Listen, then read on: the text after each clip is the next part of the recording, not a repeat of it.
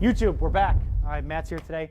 We're going to do a video on a beginner mistake out of your Chi Sao for Wing Chun, which is your Fak Sao out of Bong Sao and a Fak Sao. And the Chi Sao movement, the very beginner attack that we wind up learning in Wing Chun is out of rolling hands exercise. Matt lifts, I lift, and we roll. Okay, we're going to roll. And then what's going to happen is I'm going to shift, I'm going to leave this, grab, and Fak Sao up towards his face, and Matt blocks with Tan Sao. So we learn over and over and over again. Remember, this is training. It's just an entry for Chi Sao. Okay, there's a bunch of different components to this. In a real application based off of what Wing Chun is, anytime Matt feels any kind of contact lost, remember, Wing Chun is about follow what comes, escort what goes, and thrust forward when the space is free. The second Matt feels contact lost, he should blast right forward. That should negate this off the bat. But a rookie mistake in Wing Chun, what you see after so long, we're conditioned to this. Boom. You know, we do this a million times. You'll see this on a lot of YouTube videos, myself included sometimes. You'll come up and we'll just grab automatically because we know something is there. So if you start your Chi Sao, break out of that habit. Because what you have to remember is, what if somebody's guard is weak? Blast right through it. Okay? My point being is sell your Fak Sao. Make sure it's nice and strong. It's not an arcing movement till you come out the side. It is coming right up. You're blasting. You're using that pisiform bone. It's like a hammer right in your hand. Okay? Or like Syed says, my teacher, Sifu Syed, it's like an elbow right in your hand. You're going to kill him right in the throat. Face, hospital, morgue. So rookie mistake for Wing Chun is you're coming up and you're looking to grab right away. Okay? We're rolling. Matt feels any kind of loss of movement. He needs a punch. Okay? Punching. I need to close that off. Fak Sao. Get that in there right away. Okay? So it's one of the rookie mistakes in there. Real fast, this is going to be also a concept on everything.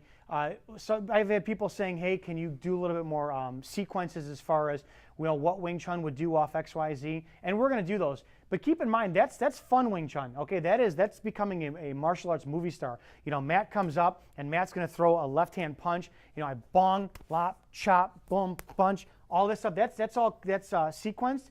But you have to remember, if you are really training your Wing Chun, if you're really trying to get your Wing Chun a fighting martial art, you know, combat martial art and self-defense, you're not looking to train what's going to happen off of a punch. Okay, Matt's not going to, if you train this over and over and over again, Matt punches, pak, replace Tan with a Fak Sao, strike, strike, do it again, pak, okay, and you do this a million times, okay, you're going to be looking for an arm, for a limb for reference. And then what's going to happen is, I'm going to get in a fight, okay, I'm in a class 4 months, I train that over and over and over again, and I think a left hand's coming out, and then Matt punches a right, and I'm off position. Okay, you got to throw your punch up. If you look at your triangle, no matter what we do, based on your position, okay, when Matt makes that contact, as long as you throw a guard up, a punch up, something, you're going to intersect. Then your Tan Sao comes into play. Then your Pak Sao comes into play. Then your Bong comes into play. Then your Jump comes into play. All of this comes into play off of your contact. So if you watch Sifu Ed De La Cruz's movies or video, he actually did a great Wing Chun Overkill, and then he did a whole behind the scenes afterwards. He said the best thing in the world. I got chills when he said it. It was great. He goes, and I'm paraphrasing, I don't see his punch, I don't see his kick, I only see his center. That's what we're chasing. That's it right there. You have to look for this. You have to chase this. So we'll do these and we'll do some fun stuff. You know, we'll get some real good. Hey, what do you do if Matt tries to sucker punch me low? You know, boom. You know, I'll get all this fun stuff in there. Great. But if Matt tries to punch me low, I don't care. Attack that center off the bat first. My guard is where it's going to pick up everything else on there. So your Wing Chun should be focused on chasing this. You want to be a Hollywood movie star?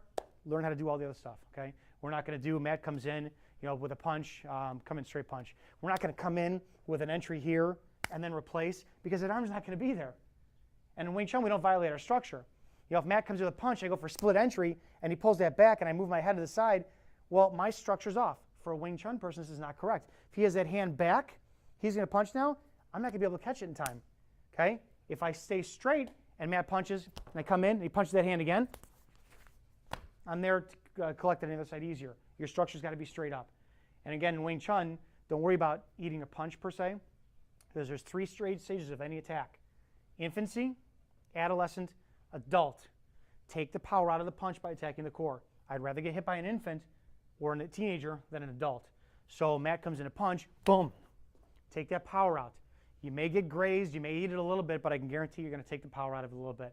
So that's my little bit of thing. Sell your fox sao. When you're first learning your Wing Chun, you roll, sell it, and understand the relationship between 1, 2, 3, the rest of your body, your joints. Are you facing him?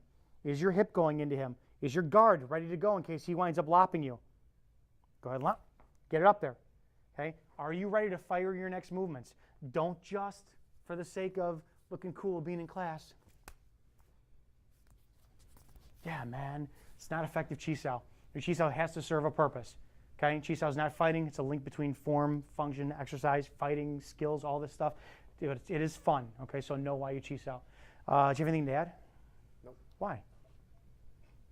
By the way, I hope you guys enjoyed that little bit of a dance I did the other day, because I pinched a nerve in my neck, and it sucks, and it really hurts. So no more of this little bullshit for a while, but I hope you enjoyed that. No?